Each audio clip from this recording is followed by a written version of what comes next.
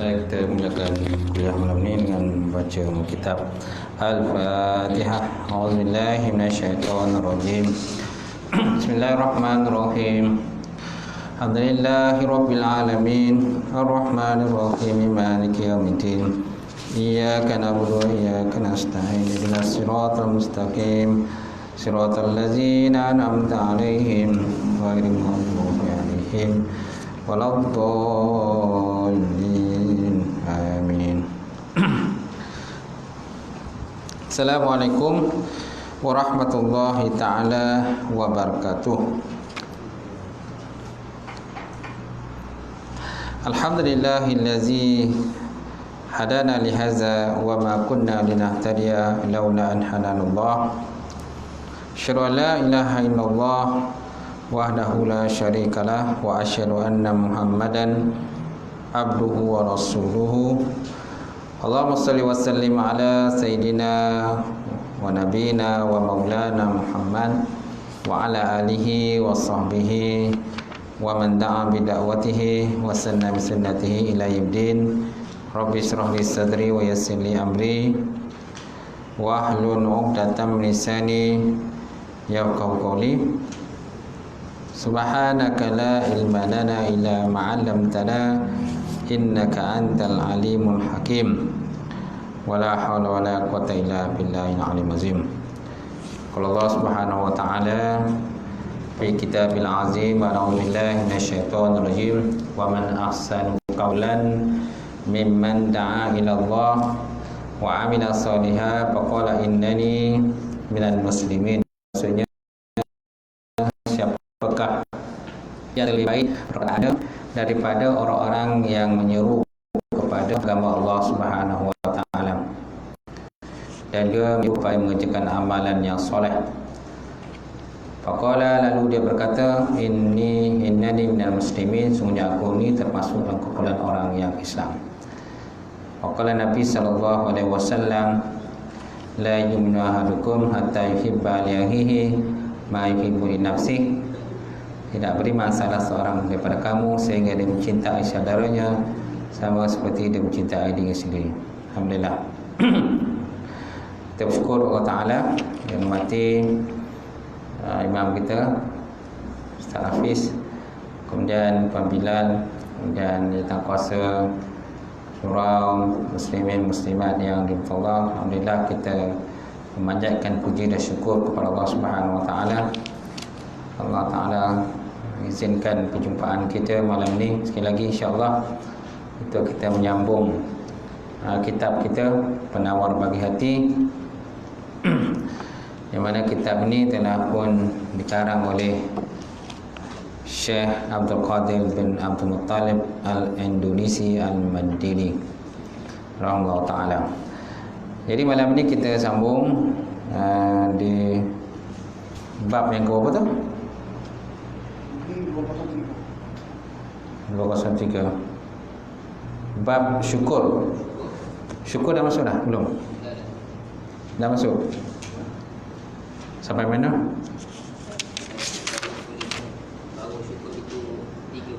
Terhimpun dia daripada 3 perkara. Betul? Okey, dan ketahui ilmu, insya-Allah. Kita tengok tentang syukur itu tak habis lagi. Lepas syukur nanti kita masuk di dalam bab ikhlas. Ikhlas pula, insya-Allah. Baik, insya-Allah. Qala musannifu rahimahullah taala wa nafa'ana bi ulumihi bidarain amin. Telah berkatalah oleh musannaf ataupun pengarang kitab adalah memberi manfaat akan ilmunya dalam 2 negara, iaitu dunia dan juga akhirat. Dan ketahui olehmu bahwasanya syukur itu terhimpun ia daripada 3 perkara. Syukur itu terhimpun dalam 3 perkara, tuan-tuan. Pertama, mana 3 perkara? Pertama, ilmu. Ilmu. Yang kedua, kelakuan. Pertama ilmu, yang kedua kelakuan, yang ketiga pekerjaan. Adapun ilmu, maka bahawasanya mengetahui engkau akan bahawasanya segala nikmat itu daripada Allah Subhanahu wa taala. Adapun ilmu, maka bahwasanya mengetahui kau akan bahawa bahwasanya segala nikmat itu semuanya daripada Allah Subhanahu wa taala. Tidak ada ia daripada yang lain daripada Allah. Dan jika melihat engkau akan datang daripada makhluk, maka iaitu sebab dua. Sebab dua menzahirkan oleh Allah Ta'ala akan dia. Dan akhirnya hakikatnya tiada ada nikmat itu semua melainkan daripada Allah Subhanahu wa taala. Semaknanya manusia ini hanya sebagai sebab musabab lah. Sebab musabab kepada datangkan akan nikmat ini. Zahiriatnya kita nampaknya daripada manusia lah. Manusia yang kita nampak bagi duit pada kita. Macam orang makan gaji, sebenarnya setiap bulan dapat gaji lah daripada majikan kan, dia bagi gaji kita sama ada secara tunai ataupun dimasukkan dalam akaun teruslah. Jadi zahiriatnya kita nampak nikmat itu daripada makhluk, tetapi hakikatnya itu daripada Allah Subhanahu wa taala. Kerana tidak ada yang menggerakkan itu melainkan Allah. Orang yang nak bagi nikmat pada kita tadi, yang menggerakkannya ialah Allah Taala. Kerana hati manusia itu sebenarnya dipegang oleh Allah Subhanahu wa taala. Kalau Allah Taala tidak menggerakkan seseorang tadi, memberikan gaji ataupun allowance keimbuhan kan kepada kita, sudah tentu kita pun tak akan dapat apa-apa daripada pemberian tadi. Seterusnya tuan, demikianlah engkau hadirkan dalam hati engkau tiap-tiap mendapat engkau akan nikmat. Telah berfirman Allah Subhanahu wa taala, "Wa ma bikum min ni'matin faminallah." Wa ma bikum min ni'matin faminallah. Dan barang yang ada pada kamu daripada segala nikmat, maka ia datangnya daripada Allah Subhanahu wa taala.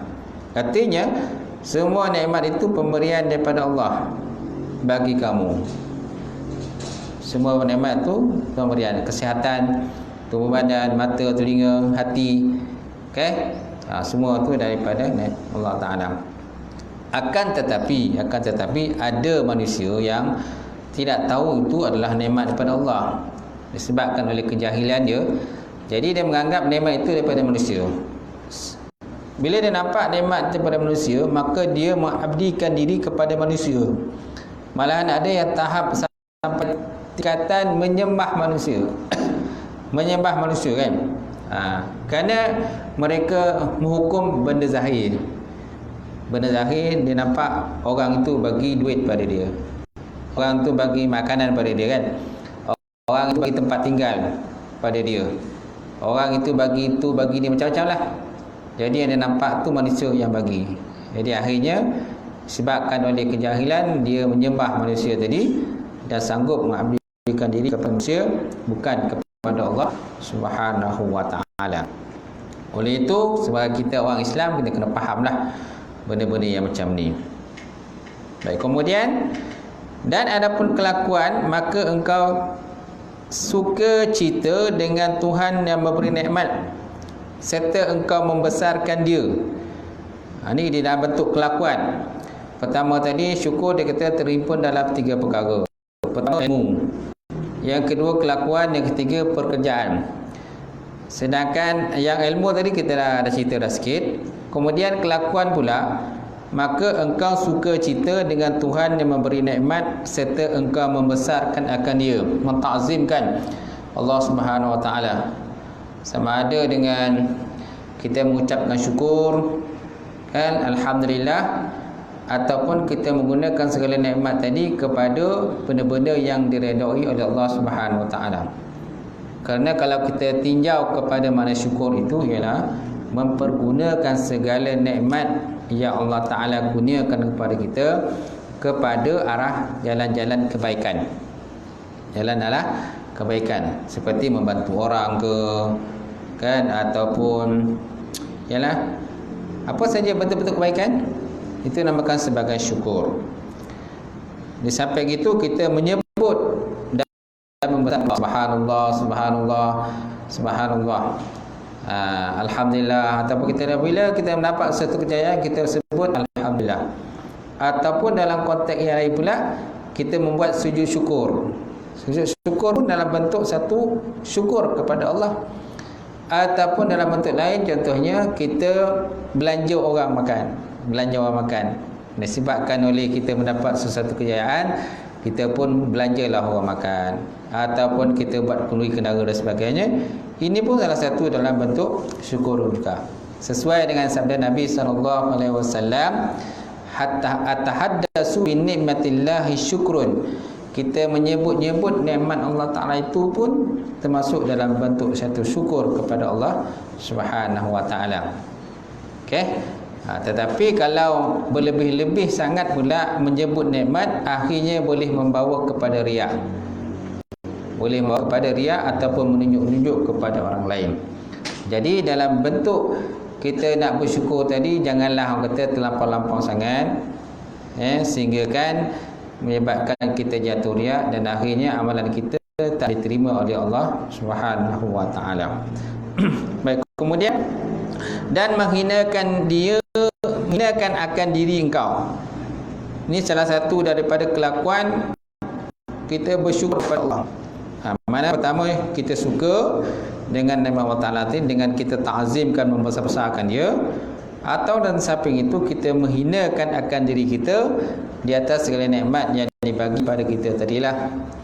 Kerana kita merasakan diri kita ni dhaif, diri kita lemah. Yang hanya boleh bagi nikmat ini ialah Allah Ta'ala sahaja. Kerana Allah Ta'ala ini salah satu sifat yang ada pada Allah Ta'ala itu ialah Al-Latif.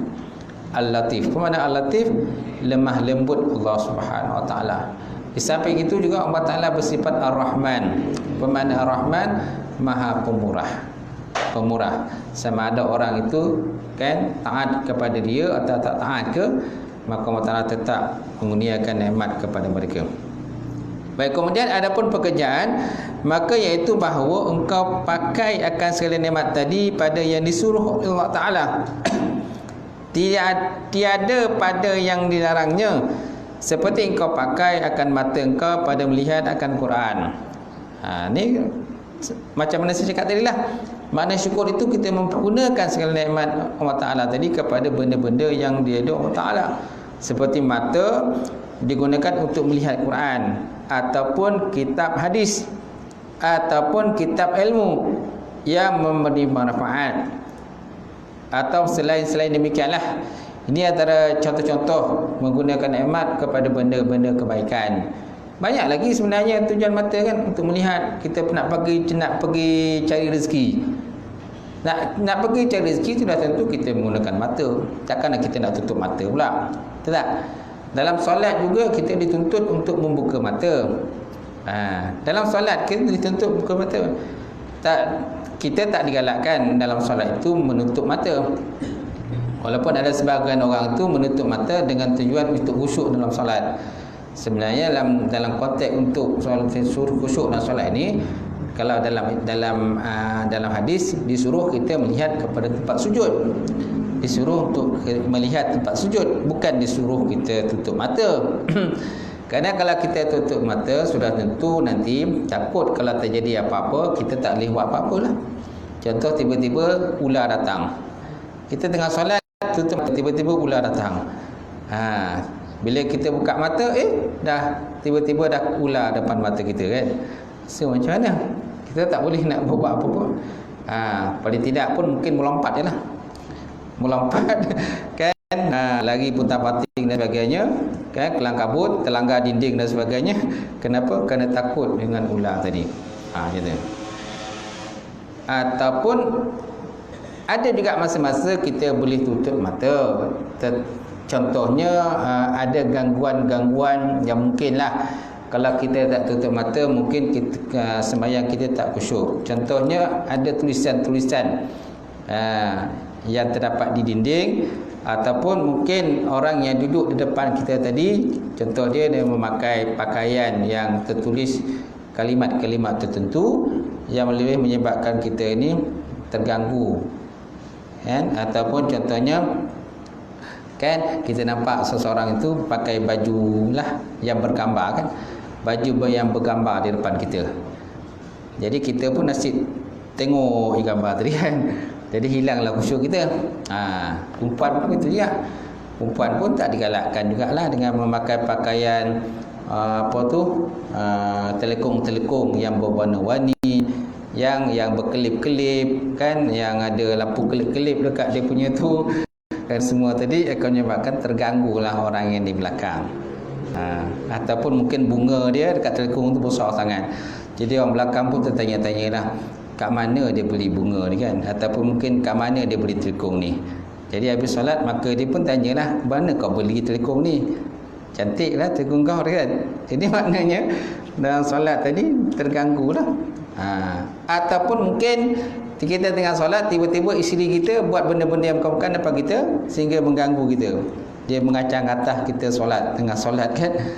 Ataupun mungkin suami kita mengacau kita ketika tengah solat. Masa tu kita bolehlah tutup mata. Bolehlah tutup mata. Nak tengok kita punya solat tu khusyuk ataupun tak khusyuk, maka dia buatlah kelakar depan kita. Asyik-asyik kelakar. Tujuannya nak test kita lah. Rumah kita nak test kita ni macam mana kita khusyuk tak dalam solat. Macam tu.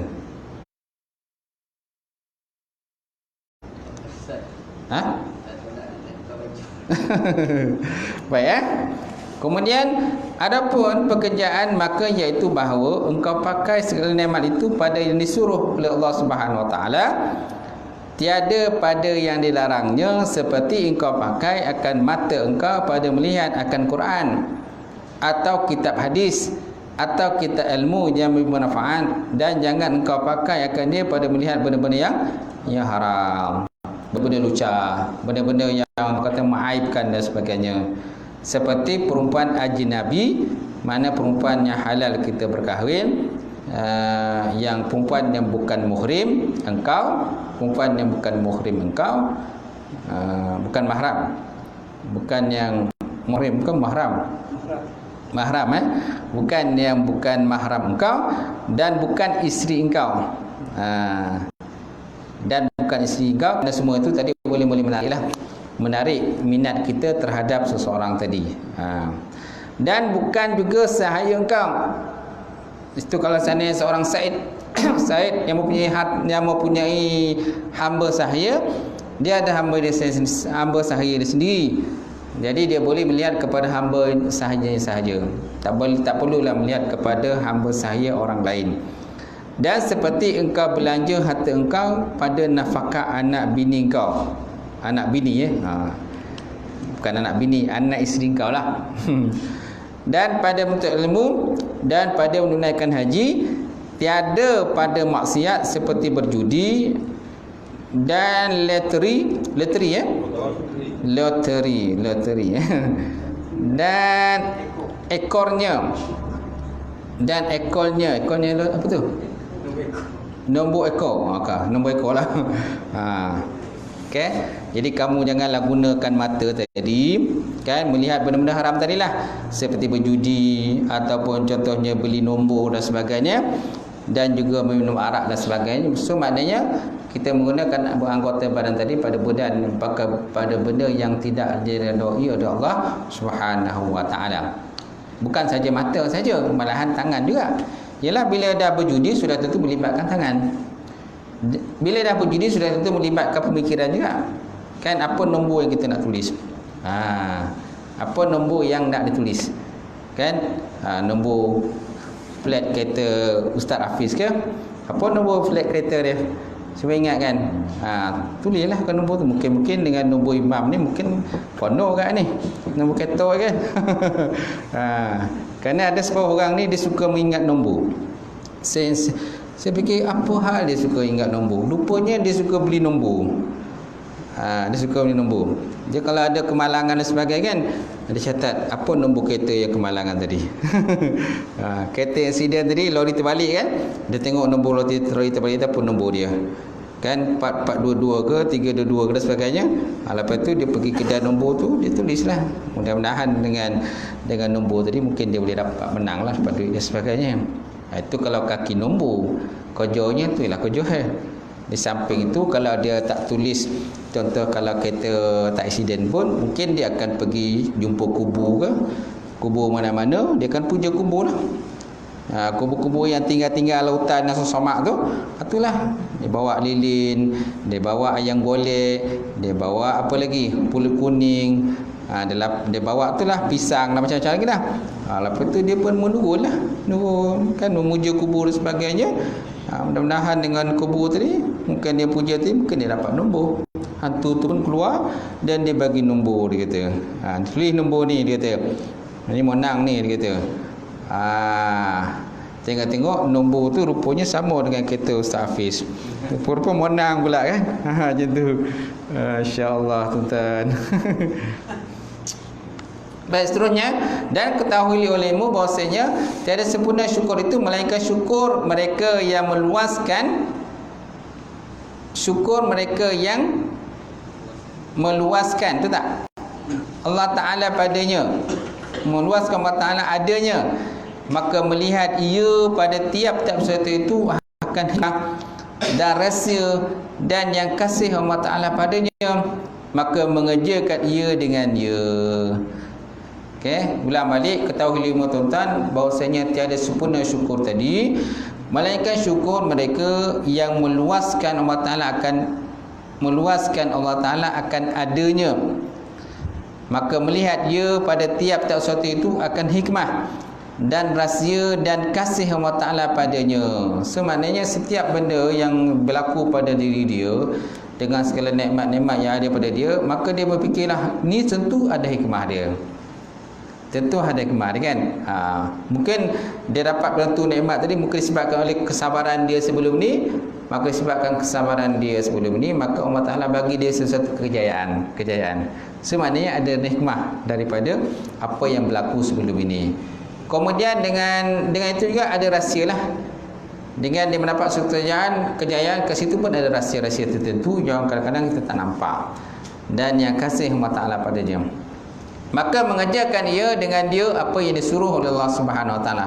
Jadi apabila dia dah telah mendapat nikmat yang banyak daripada Allah Taala, maka dia gunakan segala tenaga dan usaha dia untuk taat kepada Allah Subhanahu Wa Taala, di samping dia tidak membazir-mazirkan masa kepada benda-benda yang tidak berfaedah. Itu sebabnya Rasulullah sallallahu alaihi wasallam menyebut dalam sepotong hadis, dia kata min husnil islami mar'i tarkuhu ma la ya'nih. Setengah daripada kebaikan Islam seseorang itu meninggalkan sesuatu benda yang tidak ada faedah bagi dia. Tidak ada faedah bagi dia. Okey? Jadi apa benda yang tak ada faedah pada dia? Contohnya dengan berbual kosong macam tu, buang masa lah. Ataupun buat benda-benda yang bukan-bukan. Kan? Ataupun berjudi tadi kan, judi, beli nombor dan sebagainya.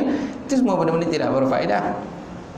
Ini bukan cara yang betul dalam konteks kita bersyukur kepada Allah Subhanahu Wa Taala. Seterusnya, bermula mereka yang tiada melihat ia akan dia, maka hendaklah melazimkan ia dengan mengikut sunnah Nabi Muhammad sallallahu alaihi wasallam, kerana di dalamnya beberapa hikmah dan rahsia, sekalipun tiada mengetahui kita akan dia rahsia tadi. Okey, ulang balik, dan bermula mereka yang tiada melihat ia akan dia hikmah dan rahsia tadi, maka hendaklah melazimkan dia akan mengikut akan sunnah baginda Rasulullah sallallahu alaihi wasallam, kerana di dalamnya terdapat juga beberapa hikmah dengan mengikut sunnah dan juga rahsia-rahsia, sekalipun kadang-kadang kita tak tahu pun apa rahsia dia. Kerana rahsia ni tuan-tuan, dia kadang-kadang bukan dapat benda tu masa tu juga. Tak ada. Kadang-kadang 10 tahun akan datang, 20 tahun akan datang kan, baru kita nampak dia punya rahsia tadi kan. Kadang-kadang kita contoh nak pergi ke luar negara, kita bercadang nak pergi luar negara, tetapi tiba-tiba tak berjaya pergi ke luar negara disebabkan oleh masalah visa, pasport dan sebagainya. Tetapi tiba-tiba satu hari 10 tahun akan datang kita berjaya pergi. Kita berjaya pergi ke tempat yang kita nak pergi tadi. Okey? Kenapa? Kemungkinan ada sebab lah. Kenapa Allah Ta'ala tak bagi kita bagi 10 tahun dulu? Kenapa Allah Ta'ala izinkan kita pergi pada 10 tahun akan datang? Okey, mesti ada sebab-sebab tertentu, rahsia-rahsia tertentu yang kadang-kadang Allah Ta'ala nak tunjuk kepada kita. Kemungkinan 10 tahun dulu kalau kita pergi, faedah dia kurang lah. Ataupun mungkin keselamatan kita tidak terjamin kalau kita nak pergi tempat tersebut. Kemudian di samping itu pula, kalau kita pergi 10 tahun sebelum ni, kemungkinan orang-orang situ pun tak menghargai kedatangan kita. Orang kita pun masa tu tak terkenal lagi, kan? Jadi Allah Ta'ala izinkan kita pergi 10 tahun akan datang, di mana masa tu pula orang dah kenal kita. Bila orang dah kenal kita, kita pergi tempat tu, orang pun meraihkan kedatangan kita. Meraihkan kedatangan kita. Semana ada rahmah, kan? Ada hikmah, rahsia-rahsia yang Allah Ta'ala kadang tak tunjukkan kita pada masa itu, tetapi Allah Ta'ala tunjukkan pada masa yang akan datang. Baik. Baik, kemudian tuan-tuan, dan bahawasanya mereka yang mengerjakan maksiat itu telah kufur ia dengan beberapa banyak daripada nikmat Allah Subhanahu Wa Taala, sekalipun maksiat itu dosa kecil. Seperti orang yang melihat akan perempuan ajnabi, perempuan-perempuan yang haram dia berkahwin, perempuan-perempuan yang boleh dia berkahwin, ajnabian. Perempuan-perempuan yang boleh dia berkahwin, maka dilaranglah sama sekali, kan, kita berlebih-lebih dalam pergaulan. Karena Islam ni pun ada adab bergaul.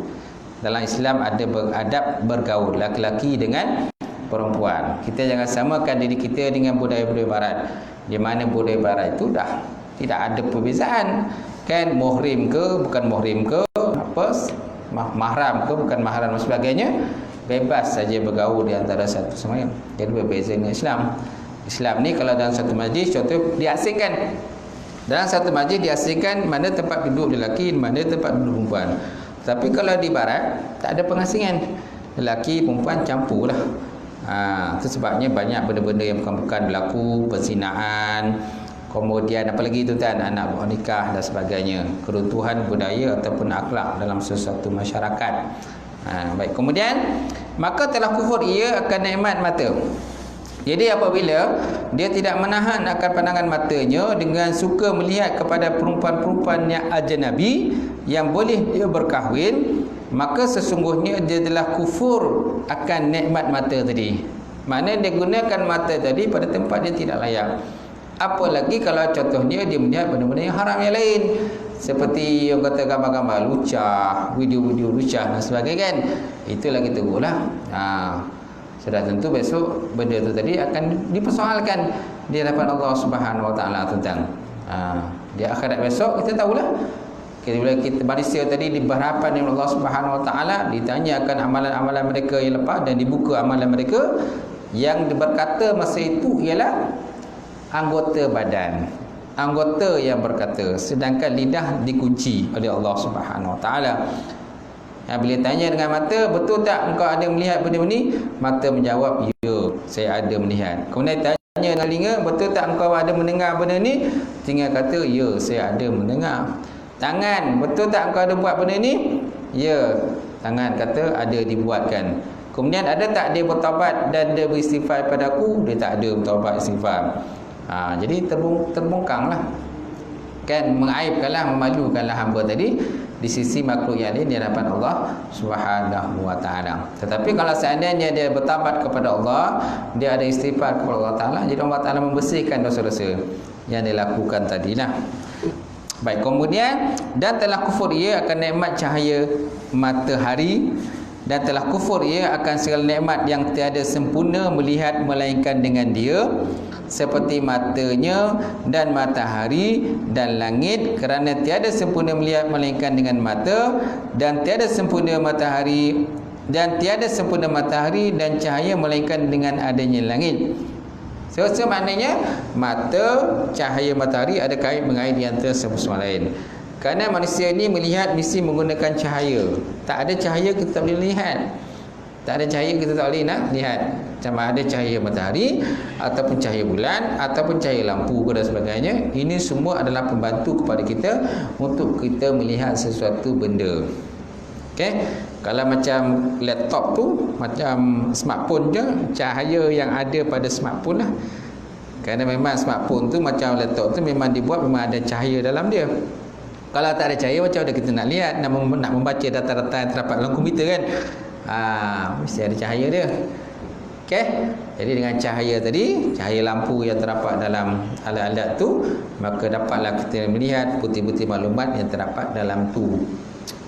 Okey. Baik, seterusnya. Kemudian maka telah kufur ia dengan kepada Allah Ta'ala di bumi dan juga di langit, dan kias olehmu atas ini akan segala maksiat yang lain, kerana tiada dapat mengerjakan satu maksiat melainkan dengan beberapa sebab dan dengan beberapa nikmat. Nampak tak? Maksiat itu tak boleh dikerjakan melainkan dengan dikaitkan dengan benda lain. Seorang tu nak buat maksiat, mestilah mata dia berfungsi. Kalau mata tak berfungsi, macam mana dia nak melihat benda yang dia nak buat maksiat tadi? Contohlah kalau seorang tu nak mencuri. Nak mencuri mestilah menggunakan mata, dan juga akal fikiran dia, dan juga teknik-teknik mencuri. Ilmu mencuri pun kena ada.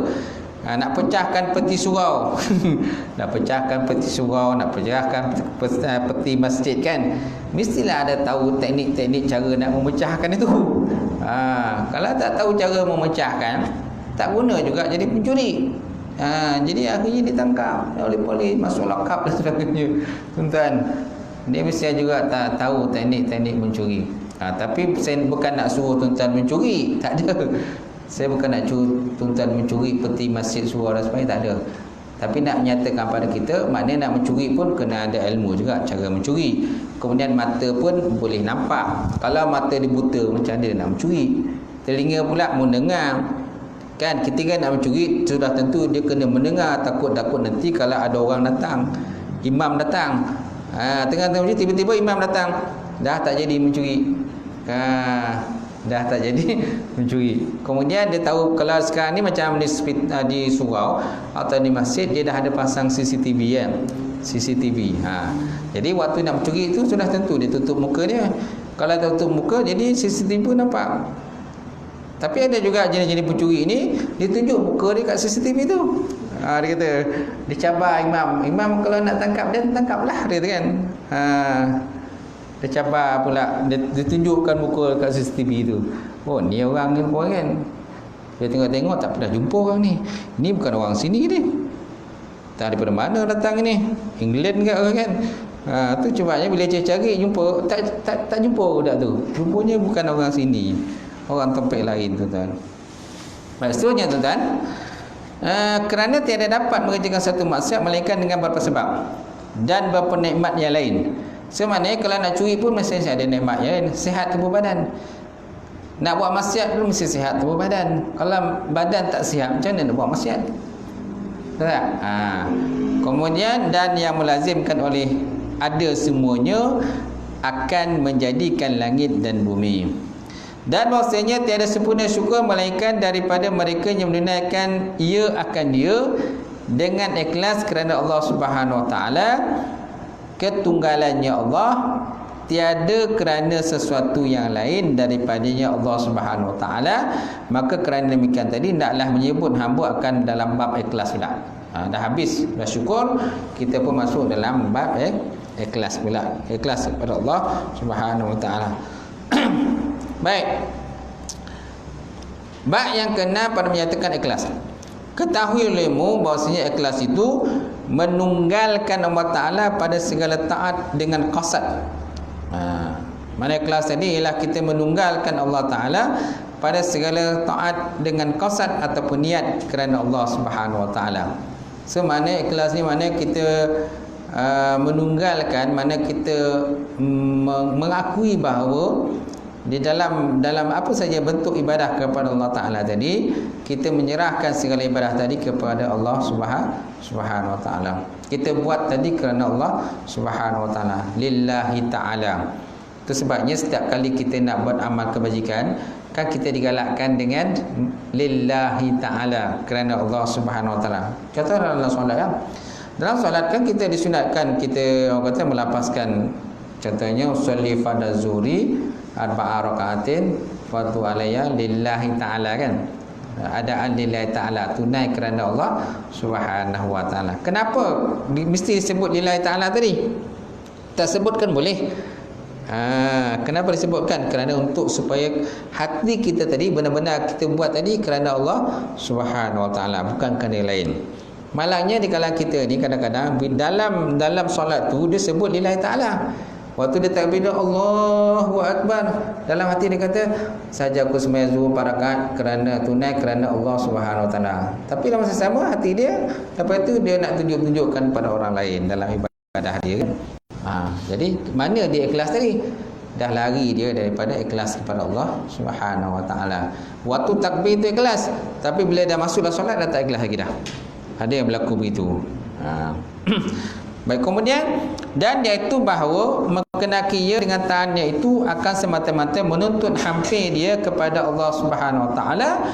Tiada akan suatu yang lain daripadanya Allah Subhanahu Wa Taala, seperti puji manusia dan harta benda dan dimuliakan dan lainnya daripada segala bentuk tujuan-tujuan dunia. Ini benda ini tidak mahu ikhlas kita kepada Allah Subhanahu Wa Taala. So maknanya ikhlas ini kita buat taat tadi hanya semata-mata kerana kita nak takarub, menuntut hampir kita kepada Allah Subhanahu Wa Taala, bukan kerana lain. Bukan kita solat tadi atau ibadah tadi bukan kerana kita nak dipuji oleh makhluk. Oh ya, Cik Mamat tu baguslah, setiap hari solat kan. Tak tinggal solat itu kan. Jadi si Mamat boleh dengar pun, wah, terima kasihlah puji dan kan. Tak apa, lepas ni saya belanja ke makanlah. Baik, ataupun kita buat satu benda tadi untuk harta benda. Nakkan harta benda dunia, maka kita buat taat kepada Allah. Nakkan pangkat, nakkan kedudukan, nakkan orang kata nakkan pingat, nakkan pingat, maka dia buat benda-benda baik. Bila dah dapat pingat, maka langsung dia senyap, langsung buat kebaikan, tak ada lagi dah. Jadi mana dia buat baik itu kerana nakkan pingat, nakkan datuk dan sebagainya. Ini antara benda yang tidak ikhlas kepada Allah Subhanahu Wa Taala. Dan lainnya daripada segala bentuk-bentuk dunia.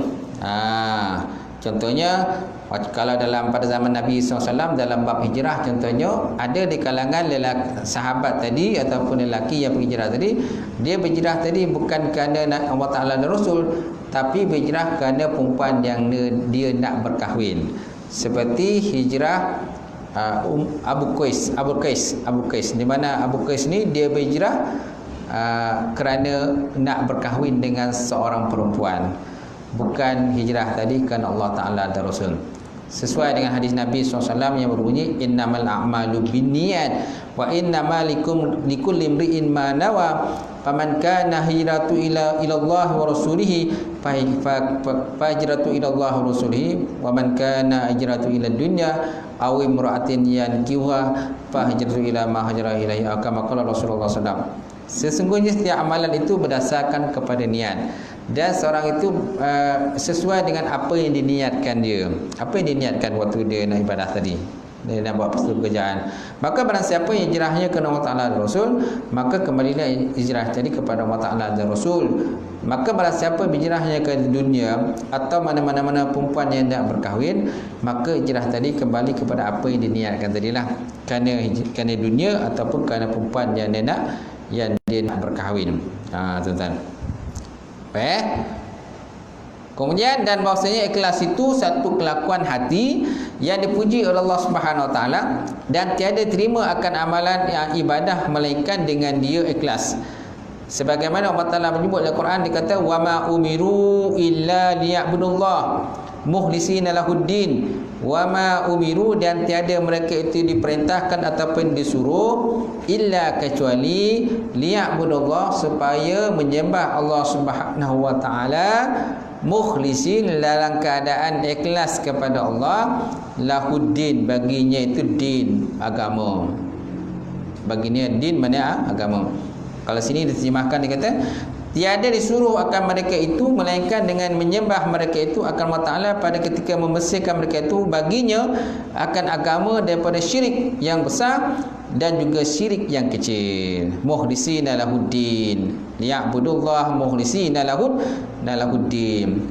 Kan? Ayat ni biasa kita baca waktu bila, tuan-tuan? Waktu bila kita baca ni mukhlisina lahuddin? Ketika takbir raya kan?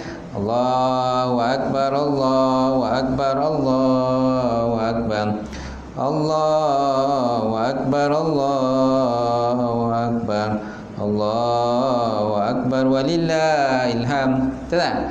Allahu akbar, Allahu akbar, Allahu akbar, Allahu akbar kabira, walhamdulillahi katsira, wa subhanallahi bukratan wa asila, la ilaha illallah wa la na'budu illa iyyahu mukhlishina lahuddin walau karihal kafirun. Dah tak? Walau karihal kafirun. So mana ni ayat ni biasa dibaca ketika kita mengucapkan takbir pada hari raya haji ataupun pada hari raya haji ataupun fitri ataupun adha. Baik, dan sabda Nabi SAW, innamal a'malu binniyat. Ini tadi lah saya baca tadi. Wa innamal likulli imri'in ma nawa. Faman kanat hijratu ila Allah wa rasulih fahijratu ila Allah wa rasulih. Wa man kanat hijratuhu ila dunya yusibuha aw imra'atin yankihuha fahijratu ila ma hajara alaihi ilahi, atau kama qala Rasulullah sallallahu alaihi wasallam. Sesungguhnya amalan tadi berdasarkan kepada niat. Hanya sah segala amal ibadah tadi dengan sebab segala niat. Dan hanya bagi tiap-tiap seorang itu barang yang berniat ia dengan dia. Artinya tiada baginya barang yang tiada berniat ia dengan dia, dan tiada baginya barang yang berniat akan dia oleh orang yang lain. Maka barang siapa ada berpindahnya kerana Allah Ta'ala dan Rasul, maka berpindahnya itu kepada Allah Ta'ala dan Rasul. Artinya barang siapa yang berpindah daripada negeri kufar kepada negeri Islam dengan niat yang ikhlas kerana menjunjung perintah Allah Ta'ala dan Rasulnya, maka berpindahnya itu mulia dan diterima dan diberi pahala oleh Allah Subhanahu Wa Ta'ala. Dan barang siapa ada berpindahan tadi kerana dunia yang mendapat ia dengan dia, atau kerana perempuan yang dia nak berkahwin ia dengan dia, maka berpindahnya kepada barang yang berpindah ia kepadanya sangat keji, kerana menzakhirkan ia akan berpindah kepada Allah dan Rasulnya dan menyembunyikan ia akan yang menyalahinya, sekalipun mencuri harta dunia, dan perempuan itu harus pada syarak. Harus pada syarat. Nampak? Sebenarnya ada di kalangan manusia yang berpindah tadi, dia bukan pindah kerana Allah Ta'ala dan Rasul, bukan perintah Allah Ta'ala dan Rasul. Sedangkan Nabi suruh berpindah daripada negara kufar, daripada Mekah menuju ke Madinah.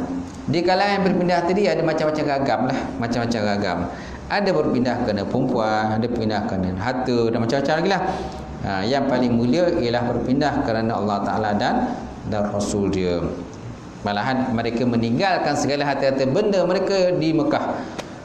Para sahabat begitu juga. Ada seorang sahabat bernama Suhaib Ar-Rumi. Suhaib Ar-Rumi ni tuan-tuan, dia ni bukan orang Mekah, dia ni orang luar. Tak silap saya, dia orang Yaman. Dia ni orang luar. Dia datang ke Mekah dan berniaga dan bekerja di Mekah sehingga dia menjadi kaya raya masa tu.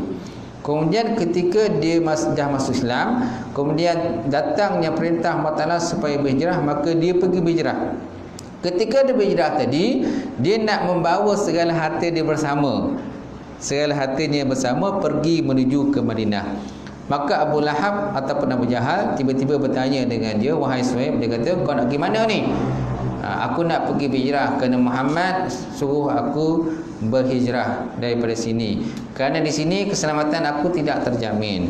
Aku nak beribadah kepada Allah Ta'ala pun susah dan sering diganggu oleh orang-orang kamu, wahai Abu Jahal. So aku nak pergi, nak bawa harta ku semua. Maka Abu Jahal tanya, kau nak bawa harta kau sekali ke? Kau tahu tak, dulu kau datang ke sini dalam keadaan miskin, dalam keadaan papa kedana, tak ada duit apa-apa, tak ada harta. Sekarang ni kau dah duduk sini, kau dah berniaga, dah bekerja di sini dan banyak duit, harta kau banyak. Lepas tu kau nak bawa keluar pula, pergi ke Madinah. Maka Abu Jahal kata tak boleh. Dia kata tak boleh. Kalau nak pergilah, tapi harta semua ditinggalkan. Maka Suhaib kata tak apalah, harta saya tinggalkan, saya pergi kerana Allah Ta'ala dan Rasul. Kerana Allah Ta'ala dan Rasul. Maka dia pergi. Faham tak? Dia pergi meninggalkan Mekah menuju ke Madinah bersama dengan para sahabat yang lain. Dan sampai di Madinah, Allah di para sahabat bila sampai Madinah, mereka dipersaudarakan dengan golongan Ansar. Mana-mana yang tidak ada isteri, maka dicarikan isteri, kan? Kalau ada 2 orang isteri, kan, maka diceraikan salah seorang dan dikahwinkan dengan sahabat daripada Muhajirin. Nampak tak? Itu satu pengorbanan yang begitu hebatlah yang ditunjukkan oleh para sahabat. Tuan-tuan boleh buat macam tu tak? Tuan-tuan ada 2 isteri, tiba-tiba kawan kita, baik kawan kita tak ada isteri, kan? Kita cakap daripada kawan baik kita, saya ada 2 isteri, kau mana yang kau berkenan tu pilihlah. Kalau mana satu kau berkenan, saya boleh ceraikan. Bila habis hadah asal, kau kahwinlah dengan dia. Tuan boleh buat macam tu? Tak boleh? Nak dapat 2 isteri pun susah tak? Rumah tu perhati kan? Rumah tengok, ya abang kan, apa abang ke jawab dia kalau ustaz tanya macam tu. Okey. Tuan-tuan, baik. Seterusnya, itulah yang jadilah. Dan ada lagi seorang tadi, Muhajir Ummul Qais. Ummul Qais namanya. Mana lelaki tadi dia berhijrah kerana seorang perempuan bernama Ummul Qais yang dia nak berkahwin dengan dia. Semaknanya dia berhijrah tadi bukan kerana Allah Ta'ala Rasul, tapi kerana perempuan yang dia nak berkahwin dengan dia. Maknanya tidak ikhlaslah kepada Allah Subhanahu Wa Ta'ala. Dan sabda Nabi SAW, al-ikhlas sirrun min sirri. Al-ikhlas sirrun min sirri, istauda'atuhu qalba man ahbabtuhu min ibadi. Ikhlas itu satu rahsia daripada rahsiaku. Aku taruh akan dia pada hati mereka yang aku kasih akan dia daripada segala hambaku. Istauda'atuhu qalba man ahbabtuhu min ibadi. Aku taruhkan ataupun aku letakkan ikhlas tadi di dalam hati man sesiapa ahbabtuhu yang aku kasih akannya min ibadi daripada mana-mana di kalangan hambaku. Okey, so maknanya tak semua orang ada sifat ikhlas. Kecuali orang-orang yang dipilih oleh Allah Ta'ala saja, orang itu yang ada sifat ikhlas. Kita tak boleh kata dalam masjid ni semua ikhlas. Tak boleh kan? Dalam surau ni semua ikhlas. Harap-harap macam tu lah ustaz. Semua ikhlas kan? Datang mengaji ni semua ikhlas kepada Allah Ta'ala kan? Semua nak kata nak belajar kan? Kalau boleh dapat khatamkan kitab ni. Kitab kita ni nak Nabi dah ni. Lepas habis kitab ni, kita pun fikirlah apa kitab lain kita nak belajar. Betul tak? Dulu kita saya datang dulu, kita daripada bab mana ya? Ingat tak? Waktu saya datang ajar lu bab mana sambung? Ingat tak? Tak ingat? Tak ingat. Okey, dan sekarang ni dah masuk baiklah, insya-Allah akan datang tak boleh habis ni khatam tu. Bila khatam tu kita carilah mana-mana kambing sekor ke, kambing golek ke dan sebagainya. Kita buatlah kenduri, kita makan ramai-ramailah je tu. Boleh? Saja ya cakap. Kan?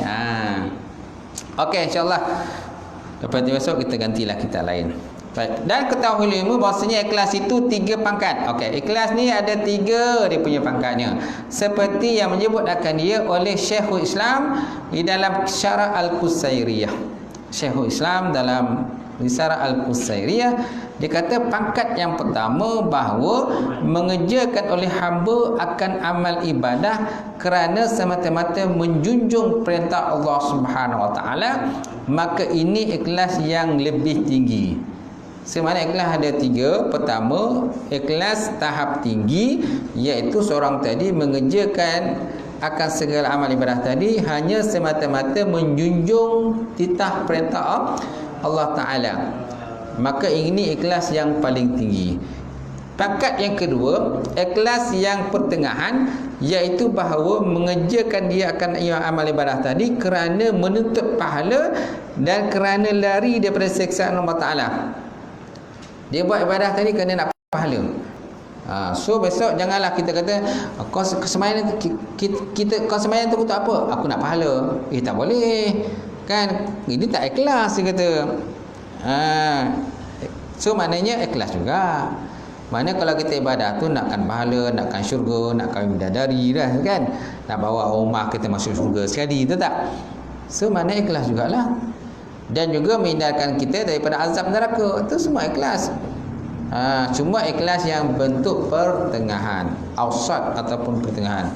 Kemudian yang ketiga, pangkat yang ketiga, ikhlas yang lebih rendah ataupun adna, iaitu bahawa mengerjakan ia akan amal ibadah supaya memuliakan Allah Ta'ala ia akan dia dalam dunia, atau supaya selamat ia daripada kebinasaan dunia.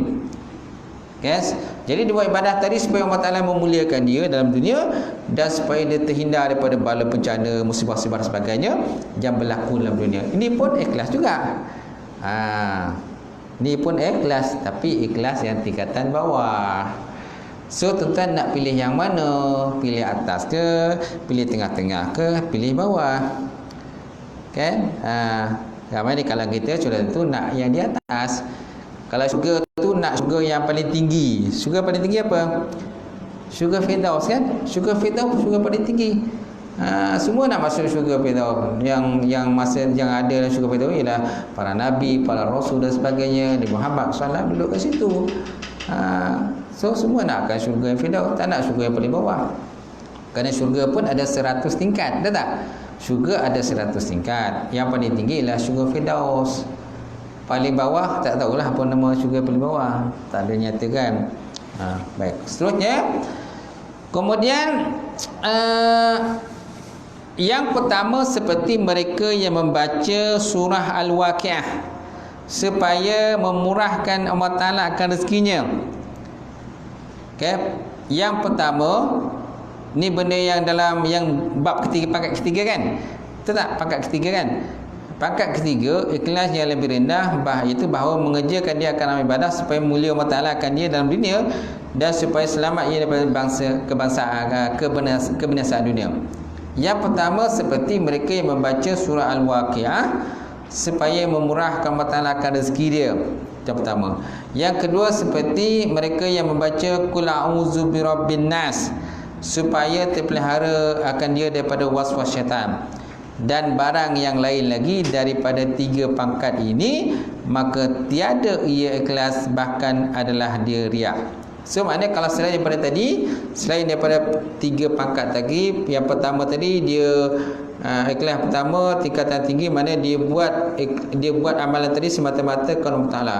Pangkat yang kedua, dia buat tadi kerana nakkan pahala dan takut seksa. Yang ketiga, dia buat tadi kerana menjendak Allah Ta'ala memuliakan dirinya di dunia dan terhindar dia daripada segala musibah kebinasaan di dunia. Okey. So makna tiga kan? Tiga pangkat ikhlas tadi. So maka tiada ada ikhlas kalau selain daripada tadi. Mana selain daripada tadi bukan ikhlas. Dan barang yang lain daripada tiga pangkat ini, maka tiada ikhlas, bahkan masuk dalam riak pula. So masuklah riak selain daripada tiga tadi. Kemudian dan berkata Imam Ghazali di dalam kitab Arba'in, kan, kitab hadis 40 namanya Arba'in, yang dikarang oleh Imam Ghazali sendiri. Dia ada Arba'in hadis 40 Manawi pun Arba'in juga ada Arba'in. Tapi Imam Ghazali pun dia ada satu kitab namanya kitab Arba'in, hadis kitab 40 dia kata. Dia kata ketahui ilmu bahwasanya bagi ikhlas itu hakikat dan asal dan kesempurnaan. Maka ini tiga rukun, dan bermula asalnya itulah niat. Asalnya lah niat. Artinya mengenaki akan wajah Allah Ta'ala. Kerana padanya ikhlas, dan bermula hakikatnya menafikan campuran daripada niat, menafikan bercampur-campur dalam niat, dan bermula kesempurnaan itu, kesempurnaannya ialah benar. Kesempurnaannya lah berkata benar. Intaha mana habis. Semaknanya dia kata ikhlas itu ada hakikat dia, ada asal dan juga ada kesempurnaan dia. Maka inilah dikatakan sebagai rukun ikhlas. Dia kata bermula ikhlas, bermula asalnya ikhlas itulah niat. Okay, bermula asalnya niat itu, bermula asalnya ikhlas ialah niat. Kemudian bermula hakikatnya ikhlas pula menafikan campuran daripada niat. Bercampur-campur niat ni dinafikan, dia tak ada campuran niat. Makna dalam bab ibadah Allah Ta'ala tadi, dia kerana Allah Ta'ala, tak ada kerana manusia dan sebagainya. Dan bermula kesempurnaan tadi, mana kesempurnaan dia punya ikhlas tadi? Itulah benar. Mana berkata benar ataupun berkelakuan benar. Ini termasuk dalam perkara ikhlas, dia punya rukun dia. Intaha, mana habislah perkara tadi. InsyaAllah akan datang kita sambung lagi. Dan bahawasanya benar itu baginya 6 pangkat pula. Mana benar pun ada 6 pula pangkat dia nanti, insyaAllah. Wallahu a'lam bishawab. Akan datang kita sambung tu tawakal. Lepas tawakal apa? Kasih, 8 kasih akan Allah Ta'ala. Lepas tu ke-9 menyatakan redha dengan qada Allah. Ke-10 menyatakan ingat akan mati, ingat pada mati. Dan yang ke-11 lagi habis dah. Mana yang ke-10? Sampai itulah bila khatamlah kita dah. Gitu. Wallahu a'lam bishawab. Baik, kalau ada pertanyaan boleh saya tutup.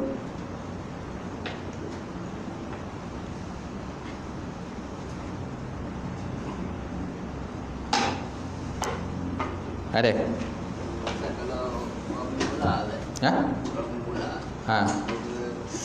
Tengah padang klik. Dia skor gol. Sujud tengah padang klik. Dia sujud. Harus je sebenarnya, harus je kena syukur. Dia main bola tu apa sebenarnya? Dia main bola tu untuk apa sebenarnya? Kalau dia main bola tu hanya semata-mata nak dunia je, apa nak syukur? Kan? Kalau dia main bola tu kerana nak meninggikan agama dia, nak menunjukkan bahawa kan negara dia negara Islam, dan dia menang, dia skor tu dia menunjukkan dia kehebatan dia lah. Nak menjunjung tinggi Islam tu bagus juga, dia syukur. Jadi orang lain pun nampak kan. Jadi mana ni pemain bola ni dia syukur ni, dia mungkin dia kuat agama lah kan. Kuat agama. Jadi penonton pun tertarik lah. Yang bukan Islam pun tertarik. Dan ada dalam mereka mungkin tertanya, kenapa dia buat macam tu ya? Ni kemungkinan pemain bola ni skor ni mungkin dia orang yang patuh agama kot. Orang yang patuh agama mungkin dia buat syukur. Kalau dia tak patuh agama, mungkin dia tak syukur. Faham tak? Mungkin ada juga sebab-sebab dia buat begitulah. Mungkin ada sebab lah pemain bola tu bila skor tu dia syukur. Tapi sebenarnya kalau syukur pun mestilah menutup aurat. Ini syukur dalam keadaan pakai seluar pendek. Macam mana syukur? Dia bola kan seluar pendek kan. Bila dia skor gol tu dia sujud syukur pakai seluar pendek. Ini macam mempelekehkan Islam juga. Sebenarnya dalam masa yang sama dia menjunjung Islam. Yang kedua masa yang sama pun dia mempelekehkan Islam. Dia tak fikir tentang aurat kan. Aurat dia tak jaga. So kenapa nak syukur kan? Kita pun kadang mempertikaikan jugalah. Kalau kau nak syukur, kau tutuplah aurat kau. Boleh syukur kan? Macam tu. Tak tahulah apa tujuan dia buat begitu kan. Salah satu mungkin ialah nak meraihkan kejayaan menjadikan gol ni pun. Dia kata dalam Islam ni kalau berjaya menjadikan gol ni, maknanya kita bersyukurlah, dia kata. So kita buatlah syukur, dia kata. Mungkinlah begitu kan. Ataupun mungkin dia nak tunjuk pada orang lain lah, supaya menyatakan bahawa dia ni tahan orang, tahan pada agama. Kan? Harus je lah. Tak ada pahala apa-apa. Kan? Kalau nak syukur mestilah tempat betul lah. Nak tempat yang betul syukur. Dan kita tu aurat. Ni aurat betul tu jangan syukur. Soalan macam memperlekehkan Islam juga, kan tak? Okay? Kalau lelaki dijanjikan bidadari, kalau perempuan? Kalau perempuan dijanjikan suami lah. Suami. Bidadara kan betul. Ada ni kan. Bidadara. Ada bidadara tu. Kalau perempuan nanti dikahwinkan, kalau perempuan tu dah pernah berkahwin di dunia, dia ada suami dia akan kembalikan pada suaminya semula. Dikembalikan pada suami dia. Tapi kalau seandainya dia tak ada suami, maka Allah Ta'ala akan carilah mana-mana suami untuk dia. Carikanlah suami untuk dia. Okey? Yes. Suami mesti satu je. Mana boleh suami banyak? Betul tak? Suami satu je. Mana boleh suami banyak? Tapi kalau lelaki, isteri banyak boleh. Kan? Lelaki, isteri banyak dalam syurga kan? Banyak isteri boleh. Tapi kalau seorang perempuan tapi lelaki dia ramai dalam syurga, boleh ke? Dari segi logik akal pun tak boleh. Betul tak? Tentu dia akan dikahwin dengan seorang lelaki saja. Sama ada dengan suami dia, kalau ada pernah suami, kahwin dengan suami dia semula, ataupun dengan berkahwin dengan mana-mana lelaki bujang. Lelaki-lelaki bujang kan? Ketika dia dalam dunia, orang lelaki tu dia tak pernah berkahwin di dunia, lepas tu bila dia masuk syurga, kemudian berkahwinlah mana-mana perempuan di kalangan syurga dengan dia lah. Okey? Kerana hakikatnya perempuan tu tetap mendapat satu suami saja. Tak boleh banyak suami. Takkanlah perempuan banyak suami pula dalam syurga kan? Ustaz, lelaki banyak isteri, tak boleh ke perempuan banyak suami dalam syurga Ustaz? Salah macam pelik kan? Nampak? Macam pelik pula. Yang dibolehkan lelaki kahwin lebih. Macam tu. Wallahu alam lah. Hakikatnya yang lebih tahu ialah Allah Subhanahu Wa Taala. Nak tahu masuk syurga dululah. Betul kan? Yang perempuan nak tahu tu masuk syurga dulu. Dan besok dalam syurga pun semuanya akan muda-muda. Muda-muda kan. Tak ada yang tua macam ni dah. Tak ada yang tua dah. Semua kembali menjadi muda, remaja, seperti nak dara semua kan. Okey? Kalau ada sekarang ni tenang, semua goyeh. Lutut goyeh, tangan goyeh, semua goyeh. Kat akhirat dalam syurga so tak ada yang goyeh-goyeh dah. Kan. Semua macam muda belia kan. Macam tu. Wallahualam. Okey, itu sajalah. Habis Habis. Okay, insyaAllah. A'udzubillahi minasyaitonir rajim. Bismillahirrahmanirrahim. Alhamdulillahirabbil alamin wassalatu wassalamu ala asyrafil mursalin wa ala alihi washabbihi ajmain. Allahumma zidna ilman nafi'a wa yaqina shadiqan wa 'ilman taqabbala wa rizqan halalan mubarakatan katsira wa siyana fatan ya alim. Nawilana qulubana bi nuri ma'rifatika wa ta'ala ta'arifin. Allahumma fakana bidin, Allahumma fakana bidin. Allahumma ijma'na hadza jam'al marhuma wa tafarruqana min ba'di tafarruqul ma'suma. Rabbana atina fid dunya hasanah wa fil akhirati hasanah wa qina benar. Subhana rabbika rabbil izzati amma yasifun wassalamu alal mursalin alhamdulillahi rabbil alamin. Qabalallahu minkum wa minkum taqabbal ya karim.